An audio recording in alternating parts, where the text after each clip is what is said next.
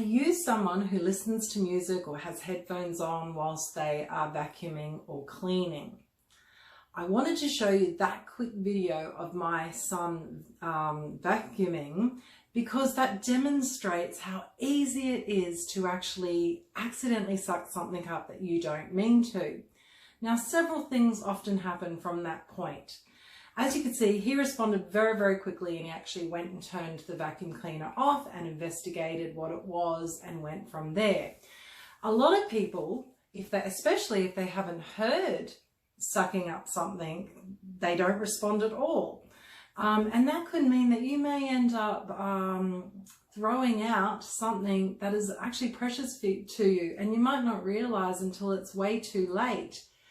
The other thing that can happen is you can actually clog the head of your vacuum cleaner or the piping of your vacuum cleaner. Now, if you do have a clog, if it's just a small clog, you're going to be, and you haven't heard the change of the noise and the suction, because you'll often hear like just an altered suction noise, where it's a little bit more high pitched or something along those lines. Now, if you haven't heard that and you just continue vacuuming away, what's going to happen is that you will have continued vacuuming, but you haven't been doing a very good job because you've got quite a loss of suction due to that clog.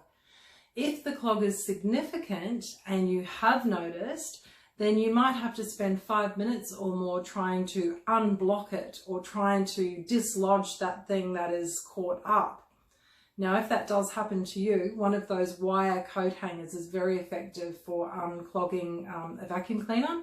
You just sort of twist it up in such a way that you can sort of scoop in and push or collect whatever is stuck in there. But ideally, you want to pick up before you vacuum clean, and ideally you just want to respond quickly before any of these things happen, because if that does happen, it actually does take a little while and it can be sometimes a messy job. So think about things like that.